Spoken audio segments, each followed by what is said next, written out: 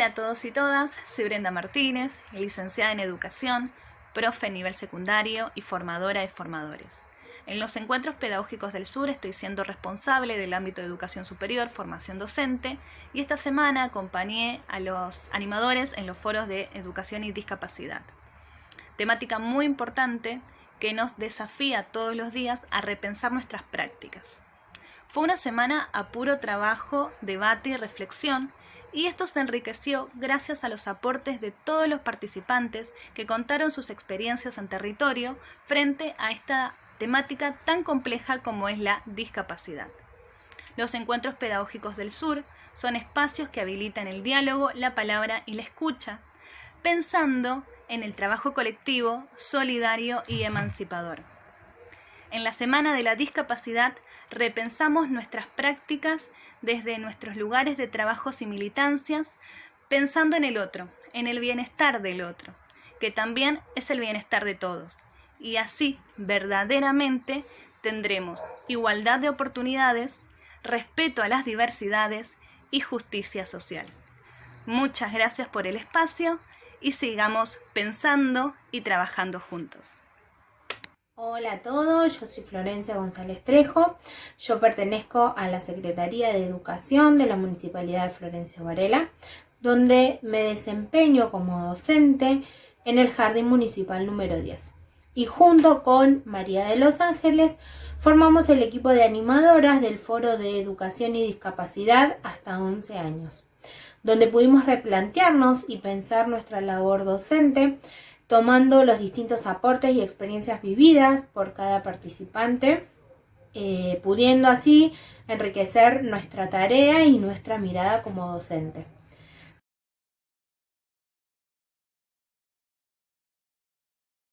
Y a todas, sean bienvenidos y bienvenidas al segundo conversatorio de los encuentros pedagógicos del sur, en este caso vinculado con la temática de educación y discapacidad, caminos para la inclusión. Les contamos que la temática elegida fue sesionada en los foros habilitados de la semana del 5 al 9 de octubre, y en la que participaron distintas personas del campo de la educación, de organizaciones sociales, de diferentes ámbitos de la vida social, política, cultural, que dejaron su mirada, su reflexión, su aporte para lo que nosotros intentamos hacer, que es la construcción de un nuevo paradigma de la inclusión educativa. Es muy importante mencionar que estas contribuciones de los participantes en los foros fueron coordinadas y motivadas por un grupo de personas a lo que nosotros llamamos animadores, que desde distintas estrategias fueron convocando a la participación y a la reflexión en los 12 ámbitos educativos propuestos. Producto de esas intervenciones, en cada uno de esos foros fue que se construyó la carta pedagógica, que fueron dirigidas a las personas que hoy nos acompañan en este encuentro, y que junto con Tatiana y Karina van a moderarán el encuentro, las vamos a sociabilizar, ¿sí? Quien nos acompañan el día de hoy es el doctor Claudio Espósito, una persona con gran trayectoria y compromiso con la temática de la discapacidad, abogado, consultor externo de la Red Iberoamericana de la Convención sobre los Derechos de las Personas con Discapacidad, exdirector de la Agencia Nacional de Discapacidad y papá de una niña con síndrome de Down.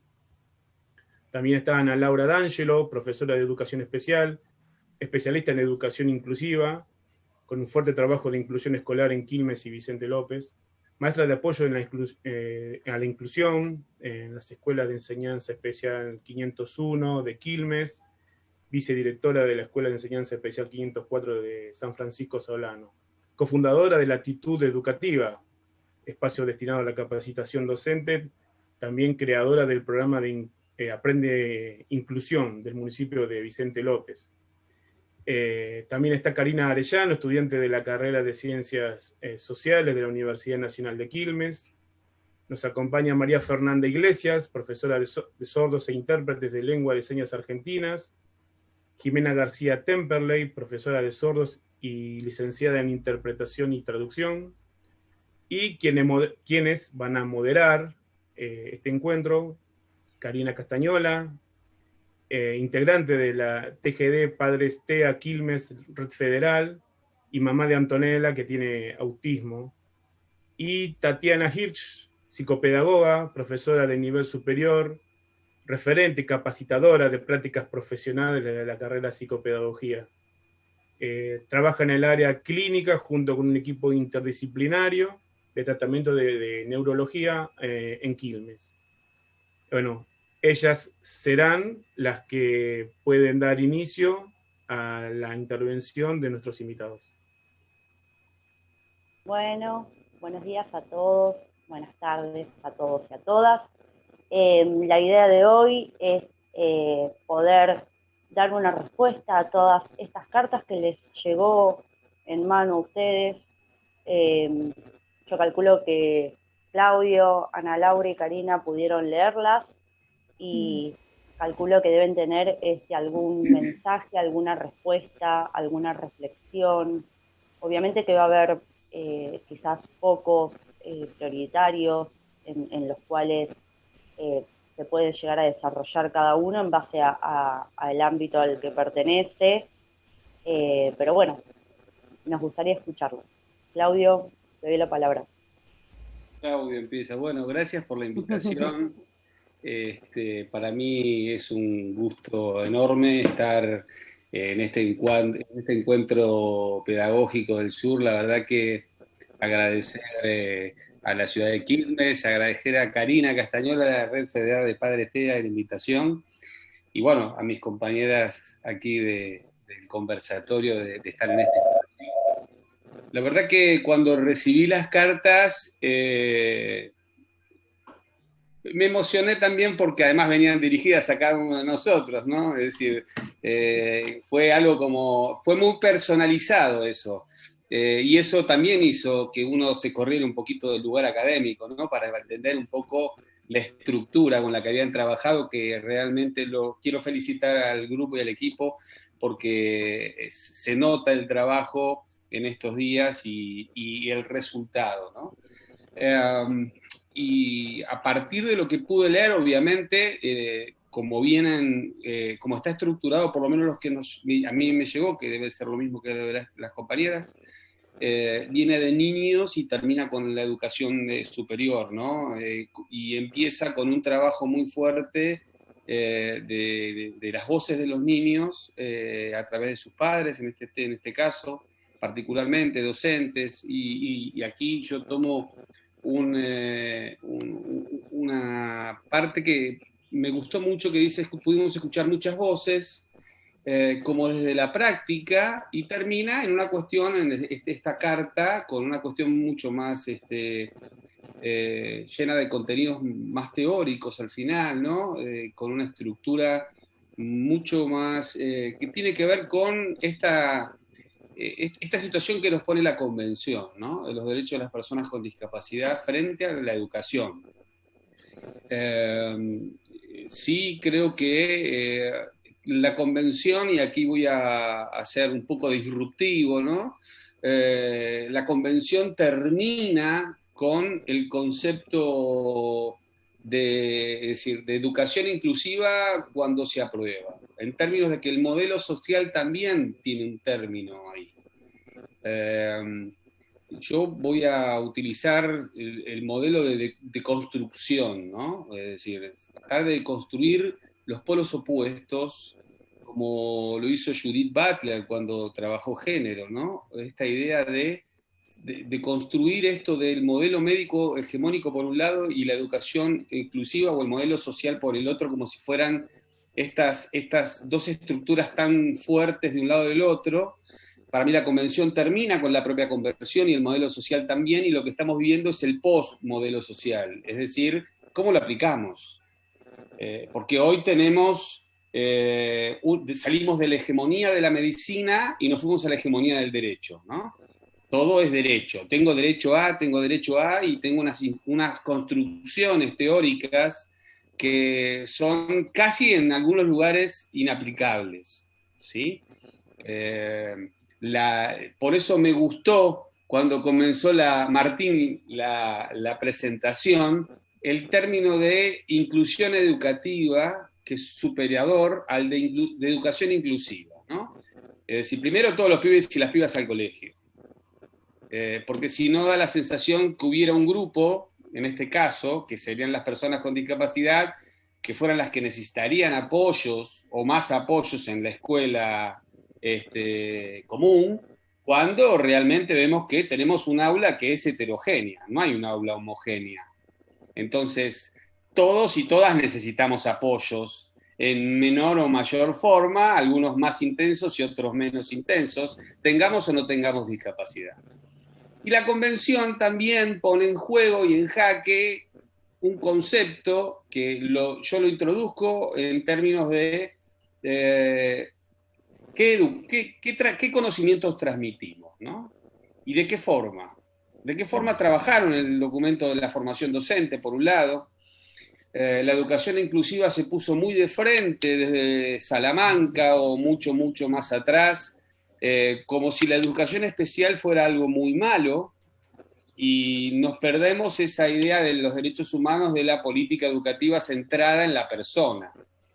Nos olvidamos de que realmente hay niños, niñas, adolescentes y adultos con discapacidad que es muy complejo que puedan hoy estar en la educación común, porque el sistema educativo no atiende hoy a todas las personas, tengan o no tengan discapacidad. Es decir, este es un cambio cultural muy importante, con una idea de que el sistema educativo tiene que incluir a todos, pero es imposible la inclusión de todos, pero porque naturalmente hay un rechazo a lo diverso. En el aula se ha obligado a la escuela, mientras aprendían y mientras trabajaban la idea de que era la educación inclusiva, y se ponía la educación especial de frente como si hubiera malos y buenos, ¿no? Y lo digo porque en el derecho pasó exactamente lo mismo, cuando viene el sistema de apoyo para la toma de decisiones, contrario a lo que era el sistema de curatelas. Había malos y buenos, es decir, aquellos que no quieren la educación inclusiva parecerían que son malos, pero no, lo que falta es una escuela pensada para que entren todos y todas las pibas.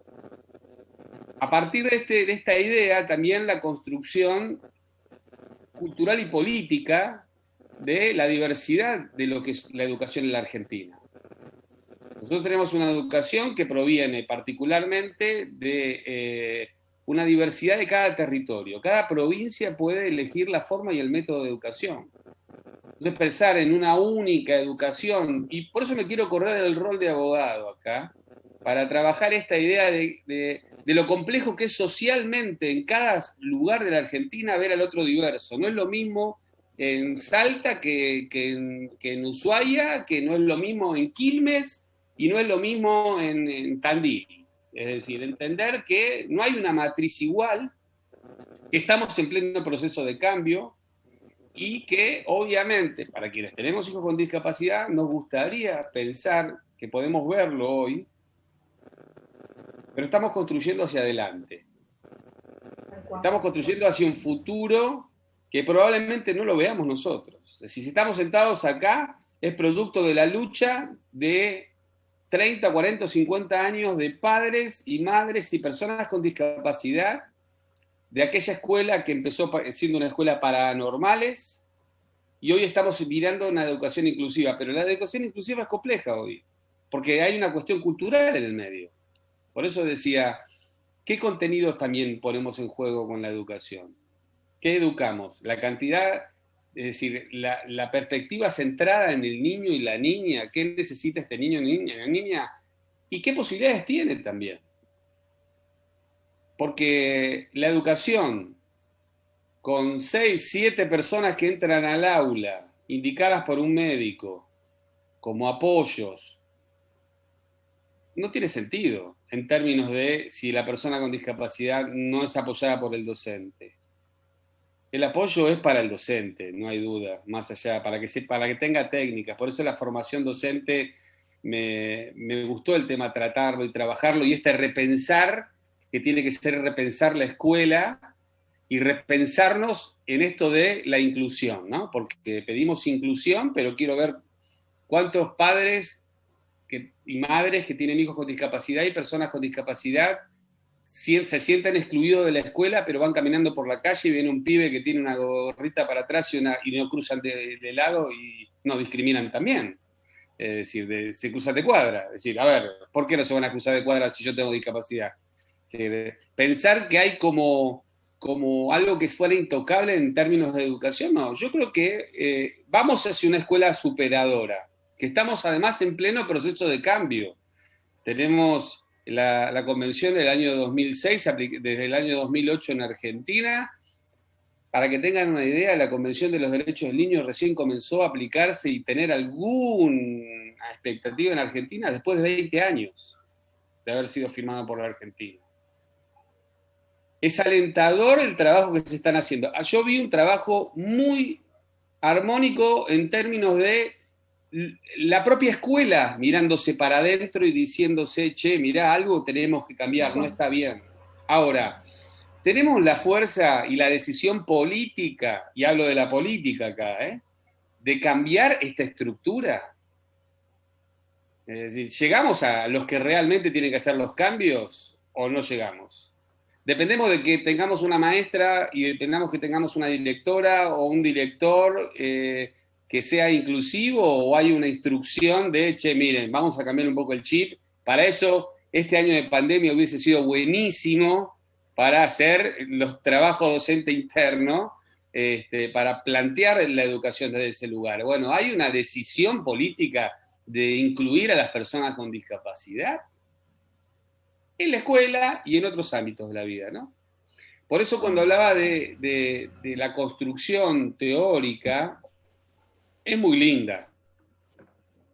Creo que llegamos a esta idea del postmodelo en términos de construir el modelo social, entender que no hay un malo del otro lado, que hay parte de la vida de la persona con discapacidad que tiene que ver con la salud, pero en el aula se va a educar uno, va a estudiar, no va a hacer rehabilitación.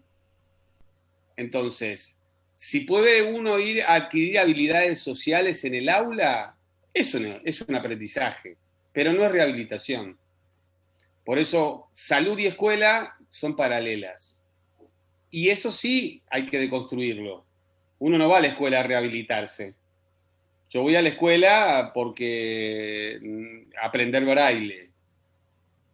Yo voy a la escuela a aprender lengua de señas porque es mi primera lengua, me dicen las personas sordas. Y quiero que mi hijo y mi hija, cuando nacen, tengan su primera. Entonces voy a aprender, no voy a rehabilitar. Creo que hay insisto con esto, con una fuerza y un empujón de los padres que tiene que ver con que quieren que sus hijos vayan a un lugar donde hay exclusión, y creo que estamos dando grandes comienzos y grandes pasos, no son de la rapidez que nos gustaría.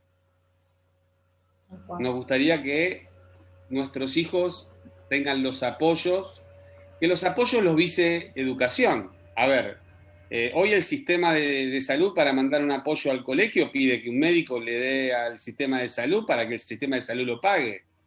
Y no es el sistema educativo quien controla a ese apoyo en la escuela. No hay un solo apoyo que sea controlado por el sistema educativo. Puesto por los familiares, hablo, ¿no? Es decir, todos los apoyos los visa salud. Entonces ya la deconstrucción tiene que empezar ahí. El sistema de salud debe visar la salud. No debe ni pagar la educación, ni pagar los dispositivos de educación. Se tiene que hacer cargo de educación. Y eso pasó en la ASPO, porque también vi que tocaron el tema de la ASPO. Y cuando vi que tocaron el tema de la ASPO, se vio la diversidad en la educación, se vio la deficiencia del sistema y la ausencia de dispositivos para los niños y niñas y adolescentes y adultos que están fuera del sistema en términos de le falta techo, agua, comida, después se le pide además un celular y una computadora. No tengo internet, no tengo para comer, no tengo, es decir, hay otros derechos antes que me están violando antes que la educación. Entonces, y esta diversidad se dio, y muchos pibes y pibas con y sin discapacidad quedaron fuera del sistema educativo. Y el sistema lo que propuso fue una educación en la televisión pública que realmente en materia de discapacidad dejó mucho que desear. Una educación pública que no fue, por ejemplo, en materia de personas sordas, no trabajaron con docentes que enseñaran y además supieran la lengua de señas. No, se hace todo con una traducción, no, es imposible. El docente que va a enseñar matemáticas y para personas sordas tiene que saber la lengua de señas. No puede ser una interpretación, tiene que saber matemáticas. Con lo mismo pasó con las personas ciegas. Ni que hablar de las personas con discapacidad intelectual y la infantilización que se hizo en estos programas. Entonces, creo que la ASPO nos mostró que tenemos una diversidad de territorio y una ausencia de herramientas de parte del Estado en términos de qué vamos a enseñar. El Ministerio de Educación le ha faltado y fue muy claro, porque además fue muy visual en la televisión pública, ¿sí? Después, esto de seguir hablando internamente, la formación docente, no sé cuál es la respuesta. Creo que ninguno la tiene, ni siquiera los más expertos eruditos en la materia, en términos de... Y la verdad que no sé, pero hay que ponerlo en juego. ¿Qué hacemos con ese pibe que realmente, o esa piba, que tiene derecho a estar en el aula? Pero por ahí hay pibes y pibas que no pueden estar en el aula, porque no pueden estar con más de 3, 4, 5, 6 personas.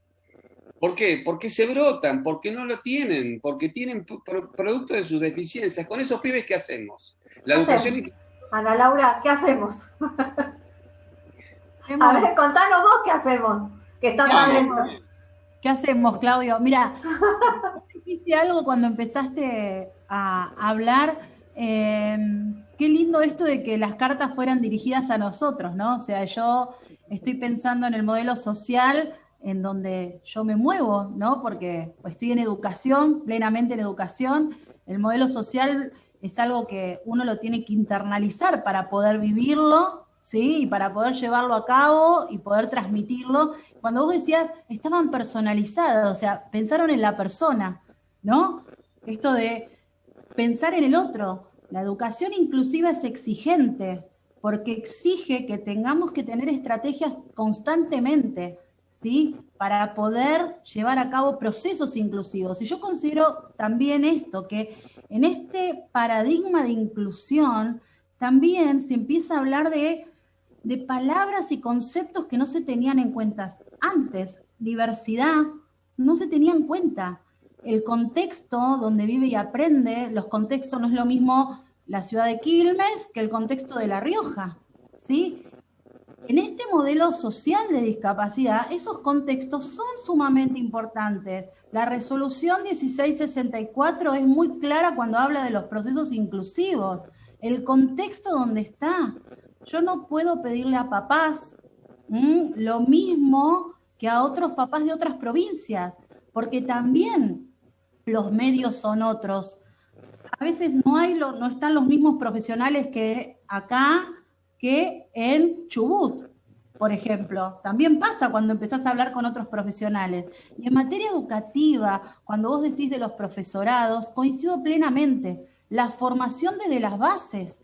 Seguimos con modelos antiguos, con modelos viejos, con planificaciones que no están acordes a la realidad donde estamos inmersos. Entonces, cuando uno plantea desde educación, ¿qué pasa con estos niños? Que vos decís, bueno, más de 2 horas dentro del aula no, más de 3 horas porque se brotan, este famoso, hizo un brote, que yo siempre digo, no es una planta, no brotó, tuvo una conducta irruptiva o no, también aprender a diferenciar eso. ¿Qué pasa? Cuando vos planteás esto de decir, bueno, mira, puede venir un rato, pero no quiere decir que viene un ratito a la escuela y va a quedarse 1 hora y nada más. No, vamos a plantear un buen proyecto, ¿sí? Vamos a plantear metas para que él pueda estar quizás cumpliendo las 4 horas. Pero ahora yo digo, ¿de qué me sirven 4 horas tirado en el piso, ¿sí? Porque tiene que cumplir por el sistema educativo, porque me dice 4 horas, a que esté una y sea significativa? Y ahí hablo de los aprendizajes significativos, que signifiquen algo esos aprendizajes, para cuando salimos de la puerta para afuera de la escuela. Y entonces, quizás ahora se están hablando de los aprendizajes prioritarios, pero nos tendríamos que haber acordado cuando empezó el tema del confinamiento nuestro, los aprendizajes prioritarios, porque todavía cuando nos agarró toda esta cuestión de la pandemia, seguíamos enviando el material, muchos por WhatsApp, muchos docentes armaron grupos de WhatsApp y sacaban fotos de las fotocopias, el padre lo tenía que bajar, copiarlo, o sea, ya era una barrera eso también, la barrera de la comunicación. Nos faltó ayornarnos, porque esto es una situación excepcional, hay cuestiones que no sabíamos. Entonces, cuando vos te planteabas una clase, decir, bueno, en la normalidad, ¿sí? Entre comillas, en la normalidad que nosotros estábamos acostumbrados, tuvimos que reinventarnos y sacar estrategias de donde no las teníamos. Entonces, también pensar en este sistema, como decís vos también, Claudio, que ¿desde dónde va a cambiar? ¿Desde dónde? ¿Desde las bases? Yo considero que sí, es un pensamiento muy particular. Por eso estas cartas son súper valiosas, porque es el pensamiento de muchas personas que quizás no, esas voces que no tenemos acceso, que quizás no escuchamos. Entonces, todo lo que pasó en estas cartas es lo que pasa dentro de una escuela, dentro del sistema de salud, qué pasa con el paradigma de jóvenes y adultos con discapacidad. Eso también es un nuevo paradigma que va a venir, porque siempre pensamos que la persona con discapacidad se queda chiquitita. Esta cuestión de anillar a la persona con discapacidad. Y no, la persona con discapacidad crece, tiene su sexualidad. La educación sexual integral también es súper importante. Y para la persona con discapacidad también. Y no hay todavía, cuando vienen las bajadas a las escuelas especiales, algo que marque, aunque sea un poquito, la diferencia entre comillas, que se bien entienda la palabra, que diga, bueno, tiene otro abordaje, ¿sí? La educación sexual integral. Con Karina, particularmente, hemos hecho también cursos sobre educación sexual para personas con TEA, porque no es el mismo abordaje. Entonces, también pensarlo, y esto que también decía Claudio, educación especial en este tiempo de pandemia quedó relegada. Todo iba al nivel. Y vos decís, educación especial, no hubo nada. Y tuvo que salir al toro a reinventarse educación especial. Más una educación inclusiva, con proyectos de inclusión, que como maestra de apoyo a la inclusión decía, es un trabajo tercerizado. Yo al nene, no lo conozco. Quizás es un proyecto que comenzaba este año y yo no lo conocía. Entonces, también trabajar sobre un supuesto. Entonces, quizás ahí el trabajo de la maestra de apoyo a la inclusión hubiera sido mejor trabajar con toda la escuela, o sea, ser maestra de apoyo a la inclusión, a ver qué necesitaba el otro docente, ser un par pedagógico, no que era solo para ese niño, un par pedagógico, enviar, no sé, estrategias, ocurrencias, cosas que quizás desde la experiencia de transitar escuelas como maestra de apoyo a la inclusión te fueron pasando y las podías plasmar, armar redes. Y cuando salud y educación van juntos, y en esto también coincido con Claudio, que tiene que ir de la mano, en este punto de que educación, y Karina me ha escuchado muchas veces, de decir, tienen que ir de la mano, porque a veces salud me va a dar herramientas que en educación no las tenemos, y escuchar a esos profesionales de la salud, como también los profesionales de la salud escuchan a los profesionales de la educación. Es un proceso el que estamos viviendo, y con esta irrupción de la pandemia van a venir otros paradigmas, y el paradigma va a venir desde las prácticas, porque nos vamos a tener que replantear las prácticas docentes. La virtualidad llegó para quedarse, pero ¿cómo se va a quedar? Ese es la pregunta también, ¿cómo se va a quedar la virtualidad? Hay que también empezar a ver eso, aulas heterogéneas, la diversidad, el contexto.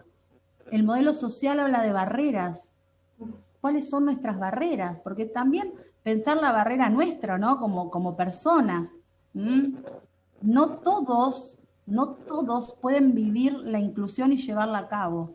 Y también es respetable eso, que pueda pasar. Y te encontrás con gente en el camino que también le pasa eso, confunde conceptos o los tiene muy arraigados.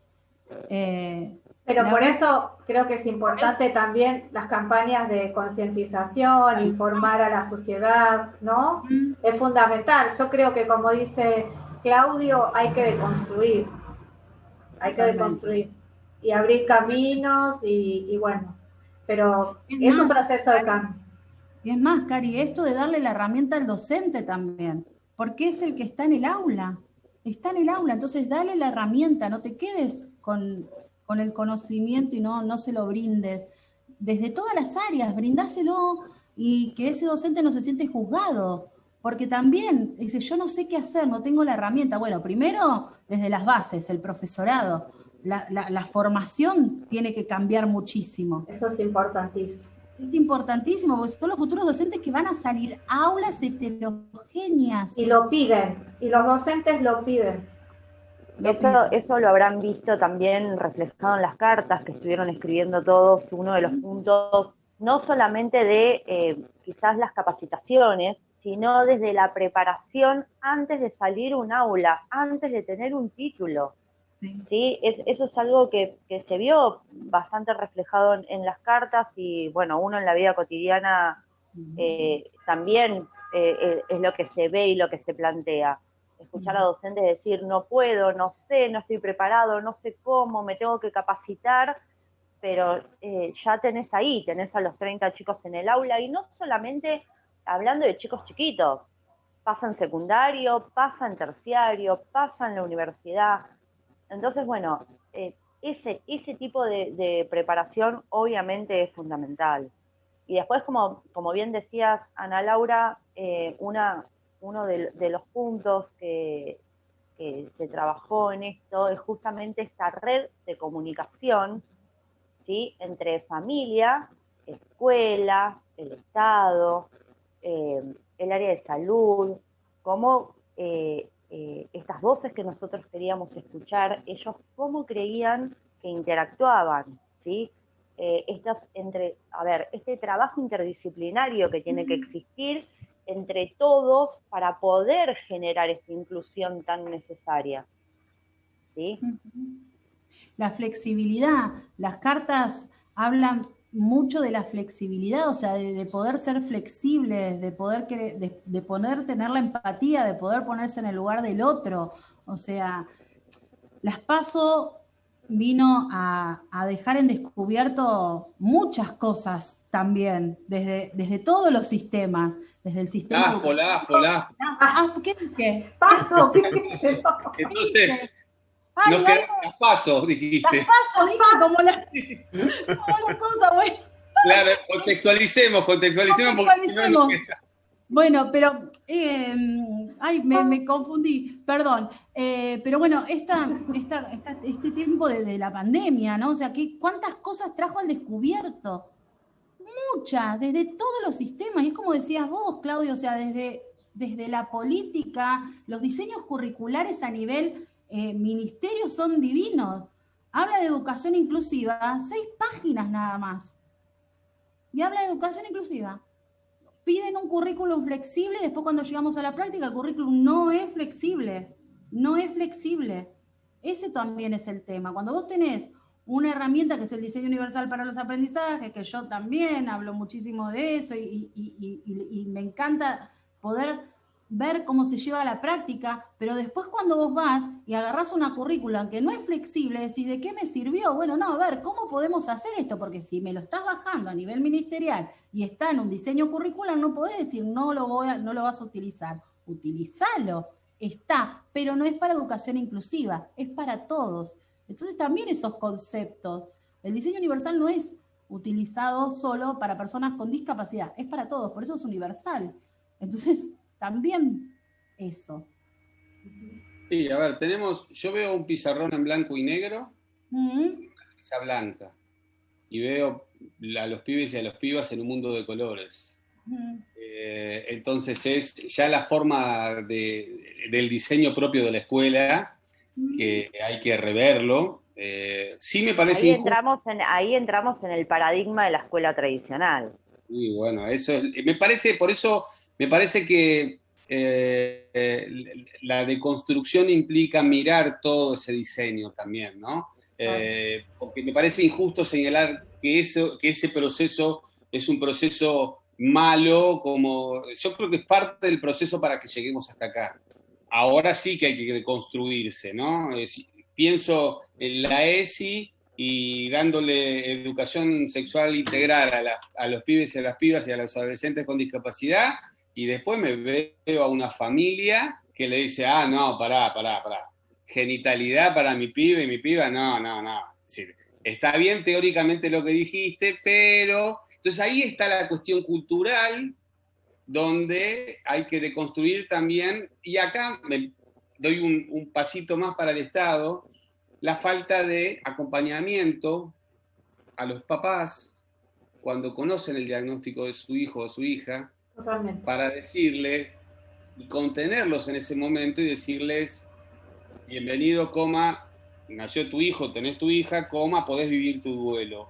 Para poder entender esa dinámica que viene cuando viene un pibe, tenga o no tenga discapacidad, en este caso tiene discapacidad, el duelo interno familiar que se vive, esa familia soñada que de repente disrumpe una persona con discapacidad, y a partir de ahí, ¿qué hacemos? Empezamos a buscar del otro lado respuestas que antes, porque yo pregunto a la mayoría de los que trabajamos en este área, hablo de padres particularmente y madres, ¿cuántos de ustedes pensaron en personas con discapacidad antes de tener su hijo o hija con discapacidad? Salvo las propias personas con discapacidad que lo pueden decir. Entonces, obviamente, ahí falló el Estado cuando no nos contuvo y no nos enseñó que lo que viene es un hijo o una hija que van a tener esa oportunidad de vivir la ESI, pero cuando llega la ESI dice, no, para mi pibe o mi piba no, no. Mira, Claudio, te voy a decir algo. Ayer, casualmente, estaba en la escuela y bueno, las señoritas que estábamos ahí en la escuela, empezamos a repartir una folletería que hicimos desde la escuela, bueno, sobre educación, para empezar a hablar en la casa, porque, a ver, es como decís vos, los papás, porque también cultural, otra edad, somos todos más o menos de la misma edad, y no se hablaba de la ESI en casa, ¿viste? Hay muchas cuestiones también en los papás de estos niños y adolescentes. Entonces, una mamá dice, mi hija se pone muy nerviosa cuando hablamos de esto, cuando las profesoras hablan de esto. Entonces, bueno, hicimos pasar a la mamá, le explicamos, le contamos, una de las señas les contó cómo va a ser el proyecto, de qué se trata, que no es eso, la genitalidad, porque bueno, tienen todo ese preconcepto también, como decís vos, o sea, entonces, una vez que al papá se le explicó, bajó todo esto y dice, bueno, ahora cuando llamen, hagan la videollamada o el Zoom, vamos a ver, vamos a hablar. Entonces también es pensar en eso, o sea, esos papás, como decís vos, la etapa del duelo, cuando deja de ser ese hijo que se deseó, ese nombre que se pensó, para que cuando te den un diagnóstico, entres a cualquier lugar y sea un diagnóstico, es horrible.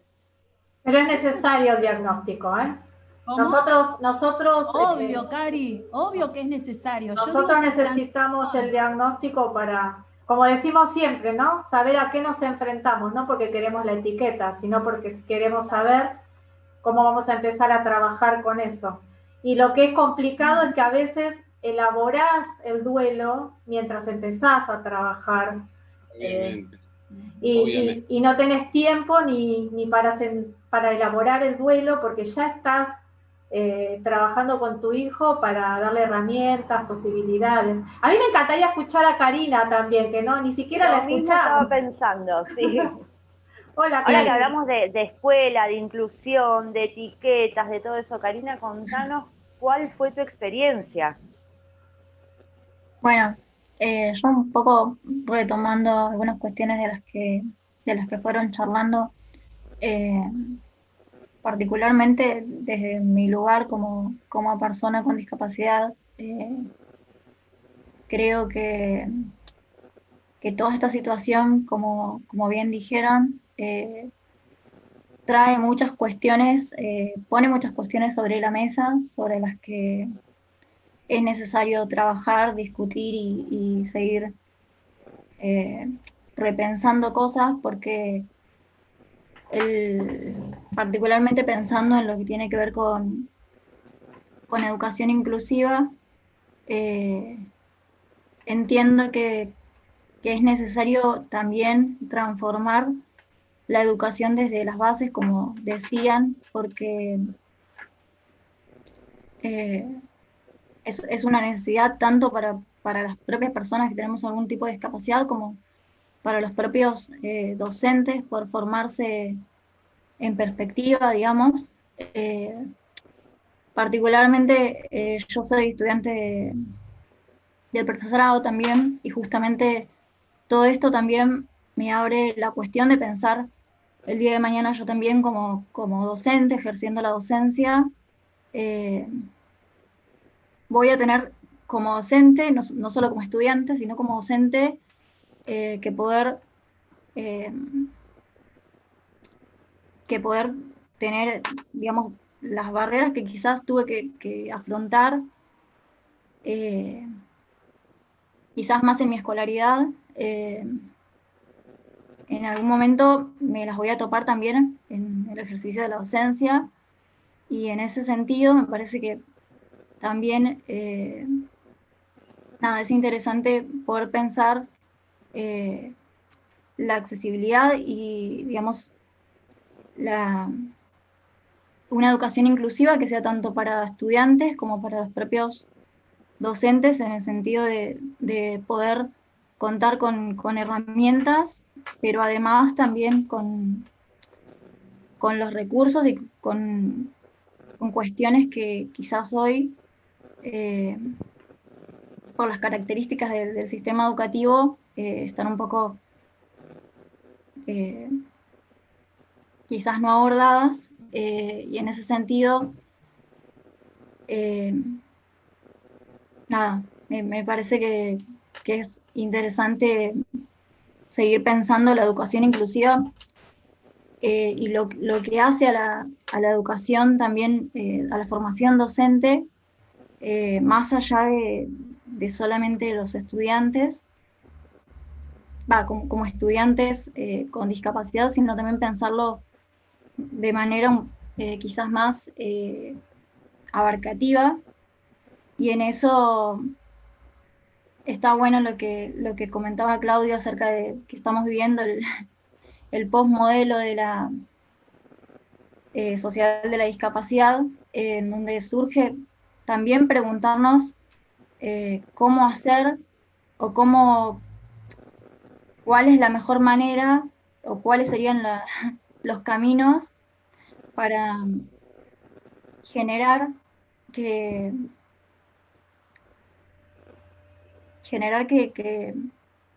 la educación sea un derecho, tanto para los estudiantes como para los docentes, poder contar con esas herramientas. Creo que en las cartas, en muchos casos, en muchos de los distintos espacios que se proponía de diálogo, aparecía varias veces esta cuestión del no tener herramientas, y en ese sentido claramente se ve que es una cuestión del propio sistema de formación docente, que no brinda las herramientas, y por tanto eso termina trasladándose necesariamente, porque obviamente no tener la formación y la preparación termina recayendo en la persona, cuando tiene un estudiante con discapacidad, que, bueno, suceden todas las cuestiones de las que bien conocemos. Y yendo un poco más allá de pensar el tema de la salud asociado a la educación, yo también por ahí, por pensar, por los temas que investigo, soy integrante del Observatorio de la Discapacidad de la Universidad de Quilmes, y vengo desarrollando mi tema de investigación en torno de discapacidad y trabajo, que es otra cuestión que yo la siento absolutamente asociada a lo educativo, porque bueno, surge la cuestión también de pensar después de la escuela que pasa, después de la formación universitaria que pasa, y en ese sentido creo que hay bastante por seguir trabajando, así que bueno.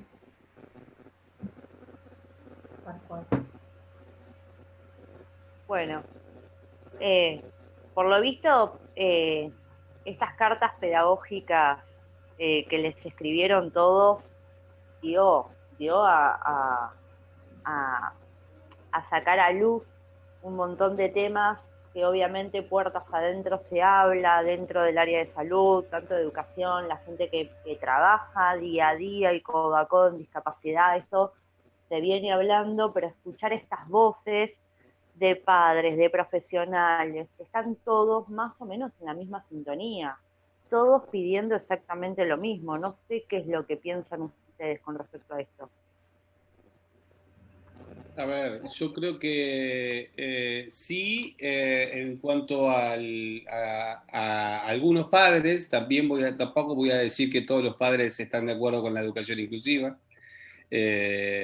porque hay papás que les conviene que vengan a buscar al pibe todos los días a las 8 de la mañana con el colectivo o con la combi, se lo lleven a un set y me lo vuelvan a la noche cambiado, bañado y sí que no joda, ¿sí? Es decir, no pensemos que todos somos padres luchadores y que todos queremos lo mismo, ¿no? Que ese es otro error. Sí, por eso, es decir, sí que hay muchísimos que quieren eso y quieren lo mejor para sus hijos y otros creen que lo mejor para sus hijos es lo que aprendieron, ¿no? Que era, en muchos casos, esconderlos. Es decir, yo puedo, en lo que respecta a lo que conozco particularmente del síndrome de Down, digo porque mi hija tiene síndrome de Down, a los pibes con síndrome de Down hoy operarlos del corazón es una tontería, pero hace 30 años no se los operaba porque no valía la pena que vivieran. Entonces, pensar que esto es parte de un proceso de cambio hacia otro lugar superior, decididamente es un proceso de repensarnos, de entender que así como hay prácticas que anteriormente no eran prácticas, que eran prácticas buenas y ahora las vemos a la distancia y las juzgamos desde 20 años después, creo que eso es injusto, porque dentro de 30 años nos van a mirar y van a decir, miren estas personas que se juntaron a hablar de educación inclusiva, estos trogloditas nos van a decir. Es decir, porque lo estamos viviendo ahora, juzgamos para atrás y tenemos que juzgar de acá para adelante, es decir, ¿qué tomamos de lo que tenemos y qué hacemos con lo que tenemos? Entonces, el qué hacemos con lo que tenemos, y acá tenemos a Karina y a los padres diciendo, bueno, nosotros queremos hacer algo. Vemos a los docentes que diciendo, che, la verdad, tenemos que hacer algo con el aula porque el aula nos desborda, ¿sí? Pero también tenemos docentes que cumplen función de docente, dan de comer, dan la leche, es decir, alimentan, ¿sí? Que no cumplen la función docente. Pero también tenemos docentes que tienen, como los docentes rurales, que están en la mitad de la montaña y tienen un pibe de 20, uno de 5, uno de 18, uno con discapacidad, uno sin discapacidad. Tienen un pizarrón, 2 tizas, le dan de comer y todo. ¿Cómo hacen esos? ¿Qué tienen esos que no tienen los que están en el medio de la ciudad, que tienen todas las herramientas? ¿Que hay más ganas? No, yo creo que todos tienen las herramientas. Creo que, obviamente, como decía anteriormente Ana, obviamente hay más laburo. ¿Sí? ¿Por qué? Porque empatía, otra mirada también. Claro, y se metió la diversidad en el aula. Es decir, como si tuviéramos un aula homogénea. Eso lo estudió Foucault y era de 1700. Ya cambiamos, el aula no es igual desde hace mucho tiempo, ¿sí? Y esta idea que lo ve Karina, que nos dice, che, pero también falta en la formación docente, ella está estudiando. Es decir, creo que obviamente, primero falta la decisión política, y si falta la decisión política somos los actores sociales y quienes tenemos que ir tras empujar esa decisión política, ¿sí? Para mostrar esa idea, ¿sí? Y a partir de ese espacio, lograr una construcción distinta. ¿Por qué? Porque los que vienen, y también estaba en la carta, en un momento en la carta dicen, los que vienen con la mente más flexible y más abierta. Claro, porque lo vemos nosotros, que nosotros vemos a los pibes de ahora como más flexibles, cuando nuestros viejos nos miraban a nosotros como más flexibles. Es decir, nosotros nos estamos convirtiendo en esos árboles, es decir, están más vetustos. Los pibes de ahora vienen más flexibles y los próximos vendrán más flexibles. Ahora no sé si vendrán más igualitarios y pensarán más en la igualdad, ¿no? Pero sí ahí se ve que lo que vamos creando es una generación y acompañando una generación mucho más abierta. Y podemos pensar un aula distinta, no sé si será inclusiva, pero sí distinta. Si lo merecen todos los pibes y los pibas que van a venir los próximos años al aula. Hace 1 año y medio, en Salta, para tomar este ejemplo que hablábamos anteriormente, la escuela pública se quiso imponer la educación religiosa. Entonces, dependemos de la deconstrucción de cada sociedad, de cada lugar. Creo que vamos hacia un lugar distinto. Los únicos ejemplos que tenemos así lejanos son Finlandia y Canadá, como los grandes ejemplos de inclusión, y Cuba. Pero no tenemos unos ejemplos regionales de inclusión que sean buenísimos, ¿eh? Estamos en la misma discusión.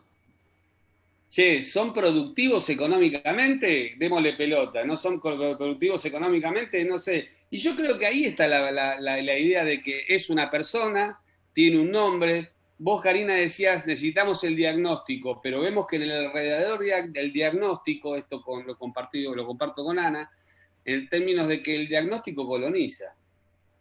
Y los pibes dejan de ser pibes para ser TEA, Down, ciego, sordo. No, pará, se llama Marcelo, se llama Ricardo, se llama María, llora.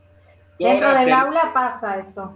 Dentro de las aulas pasa mucho. Dentro de la familia, dentro del aula, dentro del barrio, dentro de todo. Mira, ahí va el pibe que tiene, ahí va el que tiene TEA, mirá. Che, miralo cómo reacciona. Mirá. Acá va el Down, ¿sí? ¿Sí? Entonces, no, pará, ahí va Marcelo, ahí va Ricardo, ahí va María. Es decir, esta es la idea, la deconstrucción de que la discapacidad es una de las tantas circunstancias en la vida de la persona con discapacidad, no es la única. Es decir, es una partecita, sí, es importante también, pero no es la única. Es una persona, es un niño, es una niña, ¿sí? Entonces es un adulto, es un adolescente, tiene ganas, tiene deseo, independientemente de cómo se comunique, independientemente de cómo vea, independientemente de cómo camine o cómo piense. Como si todos los demás que estuviéramos alrededor no necesitaríamos un certificado de discapacidad. ¿Sí? ¿Cuántos pasaríamos cerca del Servicio Nacional de Rehabilitación y nos tirarían un certificado por la cabeza?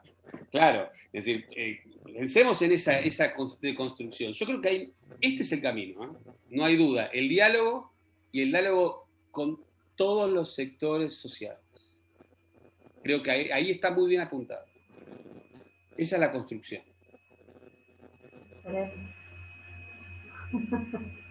Sí, particularmente pensaba también en las cartas que referías a lo artístico, referías también al deporte. Ahí también se pone en juego la aceptación de corporalidades que son distintas, que son diversas, pero no por eso menos valiosas, menos importantes. Nada, creo que va todo en línea con esta idea de poder romper ciertas estructuras, de poder romper ciertos esquemas que muchas veces, más que... Sí, por supuesto que la certificación de la discapacidad sirve y viabiliza un montón de cosas que si no fuera por eso quedarían todavía más descubiertas, pero más allá de eso es necesaria una transformación que nos involucre a todos y a todos los sectores. Tanto mencionaban y destacaban mucho la importancia de que hubiera una verdadera articulación entre los distintos actores de la sociedad, tanto el propio colectivo de las personas con discapacidad como las organizaciones, familias, instituciones y las diversas áreas del Estado que pudieran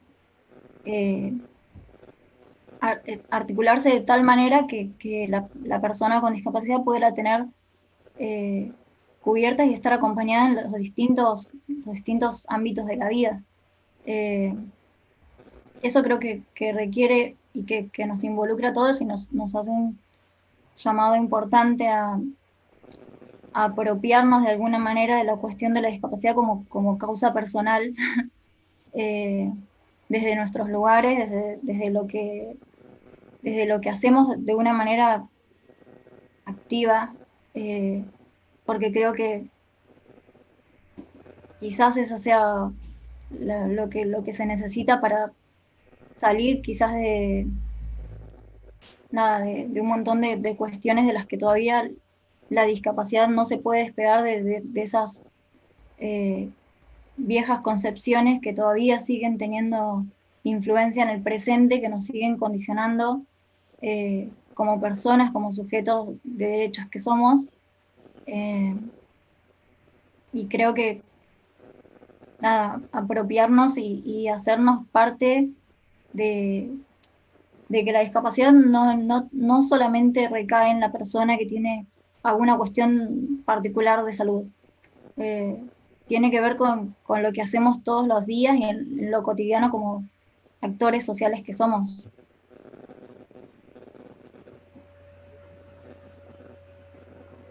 Ana Laura, ¿querés darnos una idea tuya de cierre, como para ir terminando estos encuentros? Desde que uno piensa cuando termina el secundario, ¿qué va a hacer? Porque es como el salto, bueno, ¿qué voy a hacer? ¿Qué voy a...? ¿No? Pensar en las personas con discapacidad cuando terminan un nivel secundario a través de una resolución que está, que existe, que pueden seguir, que pasará en el nivel secundario, en el nivel universitario o tercero, es lo que pienso yo, ¿sí? ¿No? Cuando van creciendo, ¿no? Creo que ese es el otro paradigma que va a venir con las personas que ya crecieron y salieron del nivel primario, del nivel inicial y tienen que transitar la vida adulta. ¿Qué les va a ofrecer? ¿Qué le vamos a ofrecer también? ¿Sí? ¿De qué se van a apropiar en ese sentido? Pensar en que no es cuando hablamos con los docentes que, ay, tengo un aula heterogénea y tengo que hacer un montón de planificaciones, no, es una planificación diversificada, es una planificación pensada en diseño universal, es una planificación que dé opciones, es una planificación que de esa actividad, de ese proyecto áulico de escuela, que te dé seguridad y que puedas dar lo mejor y que sí puedas transitar la inclusión y después decidir como profesional, que puedas decidir, porque también es respetable, como dije hace un rato, que decidas no, y eso también es respetarte lo que pensás y sentís, pero sí poder sentirlo, para poder estar y hablar de inclusión y transitarlo es sentirlo, sentir que se va a poder, que son barreras que hay que ir sorteando y siempre va a surgir una nueva, y porque estamos inmersos en este modelo social, las sociedades van cambiando constantemente, mirá cómo nos cambió una pandemia, todo lo que nos hace repensar. Yo también pensaba, digo, bueno, si no pasa esto de la pandemia, ¿qué hubiéramos hecho? Hubiéramos seguido igual en el sistema educativo, de salud, de políticas, de economía, de todo, hubiéramos seguido igual, ¿qué hubiera pasado? A mí me gusta pensar eso también, ¿qué hubiera pasado? Así que desde educación ojalá se produzcan cambios desde las bases y que esas bases empiecen a hacer ruido hacia arriba, que empiece bien desde abajo, a hacer mucho, mucho ruido. Es mi deseo, ¿no? Particularmente para que se empiece a escuchar desde otros lugares y que salud y educación se tuvieron que poner de acuerdo, armar redes enseguida y la escuela empezó también a cumplir otro lugar que quizás otros organismos no los estaban cumpliendo. Entonces, es la delgada línea roja también que vamos transitando. Pero bueno, mi deseo es ese, ¿no? Que empiece a hacer mucho ruido y que venga un cambio beneficioso. Y el que no quiera sumarse al cambio también es respetado y es respetable, porque de esos también se aprende.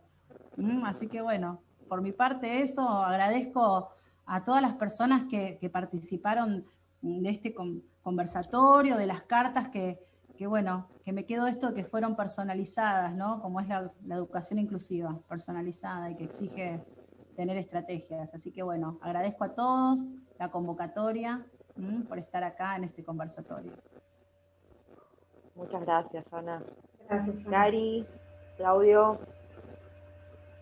Sí, yo también quiero agradecer por el espacio, por la oportunidad de poder conversar un poco en primera persona, pero también porque, nada, en función de lo que vengo también trabajando, por ahí, qué sé yo, la universidad tiene todo esto de que por ahí nos invita a repensar cuestiones de las que muchas veces fui parte y quizás no las entendía desde otro lugar, no las veía de otro modo y nada, por poder tener el espacio de compartirlo, de escucharlos también. Así que nada, agradecida por la oportunidad.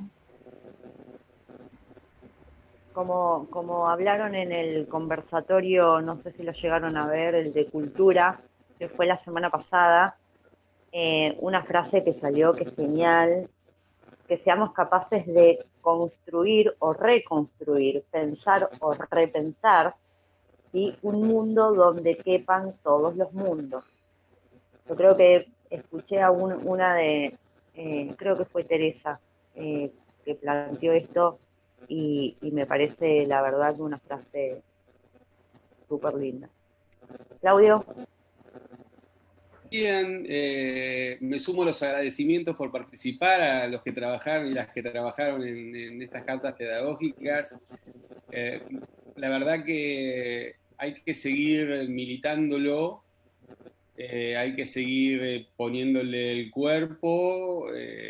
Esto es parte de un proceso y ojalá que a partir de esto quienes hayan participado en estos espacios y que puedan pensar que lo que hemos hecho hoy les ha servido, puedan cambiar alguna práctica, una sola, en la familia, en casa, en la escuela, es un gran comienzo, tirar un poquito hacia un lado. Eso es lo que pedimos y el ángulo de visión va a cambiar. Si podemos hacerlo y queremos hacerlo, me parece que las ganas están, los padres, las madres, las personas con discapacidad, el Estado tiene, no es una entidad, está conformada por personas y creo que todos y todas somos parte de este cambio.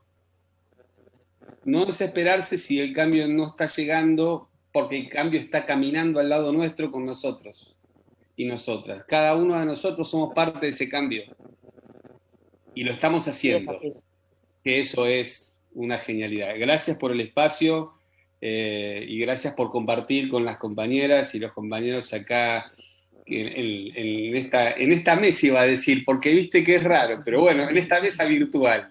¿Sí? Muchas gracias.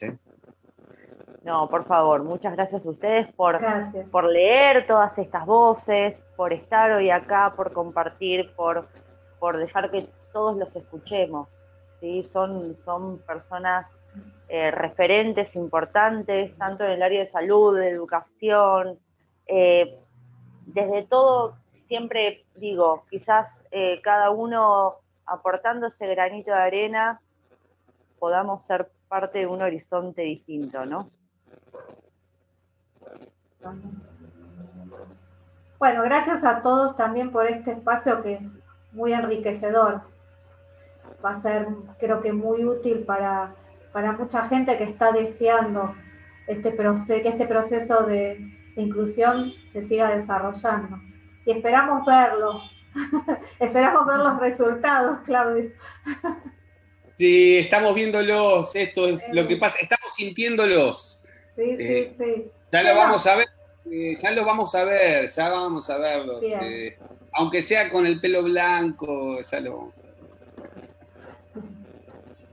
Las generaciones que van a venir, sí, se van a ver como dice Claudio, con el pelo blanco, pero yo también apuesto que lo vamos a ver, porque vos, a ver, no quiero seguir hablando, pero digo, ya que desde los profesorados te digan, ay, por favor, habla o vení, o díganos quién, que pidan, eso está buenísimo, porque ahí está bien, ellos van a salir a la cancha, entonces dale a prepararse, como digo yo, ahí, así que sí, lo vamos a ver. Yo apuesto como Claudio que estamos acompañando el proceso, apuntalando, pero lo vamos a ver, sí, lo vamos a ver.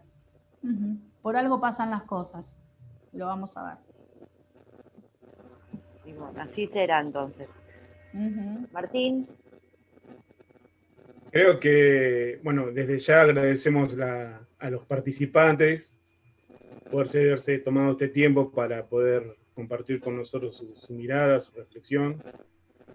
Podemos decir que los encuentros pedagógicos traen las voces de la gente, las voces del pueblo, las voces que son divergentes también, que cuentan experiencias de trabajo, que cuentan experiencias de vida, y que son necesarias para seguir construyendo nuevos modelos, ¿no? Me parece que ahí está el gran desafío, que es lo que nos propusimos de primera instancia desde los encuentros pedagógicos del sur, a encontrar esas experiencias novedosas en las prácticas educativas, que paulatinamente apunten a disminuir o a eliminar los obstáculos para la población con discapacidad, que la encontramos no solamente en materia educativa, sino en cuestiones de infraestructura, en las prácticas, bueno, bien lo mencionaban, hay una de la sociedad que todavía falta de construir, como para pensar en el día de mañana, vernos en el día de mañana todos canosos, diciendo, mirá como decía Claudio, mirá las barbaridades que hablamos en algún momento, ¿no? Así que desde ya agradecidos de todo corazón por su participación y más que nada seguir apostando al encuentro, a la reflexión y a seguir trabajándolo. Así que muchas gracias.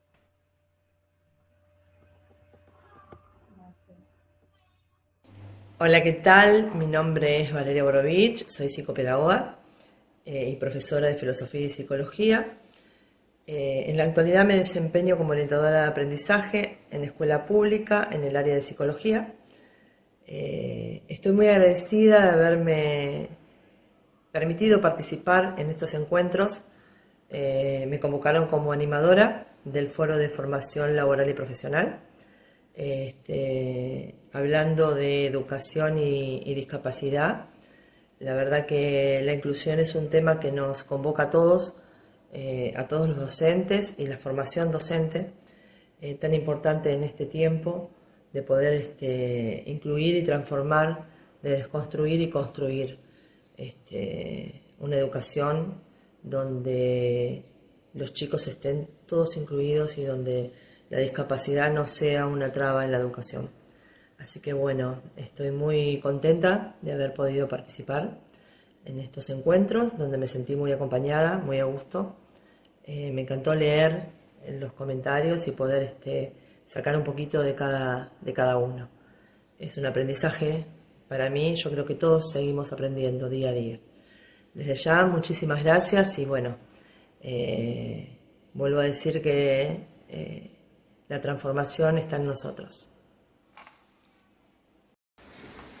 Mi nombre es María de los Ángeles Varela, trabajo en el municipio de Florencio Varela como docente de nivel inicial y esta semana estuvimos participando junto a mi compañera Flor como animadora del Foro Educación y Discapacidad.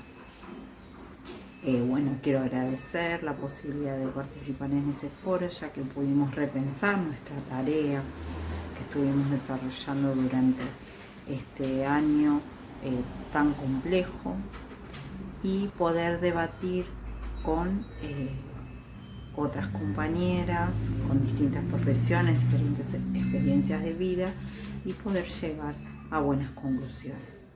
Muchas gracias.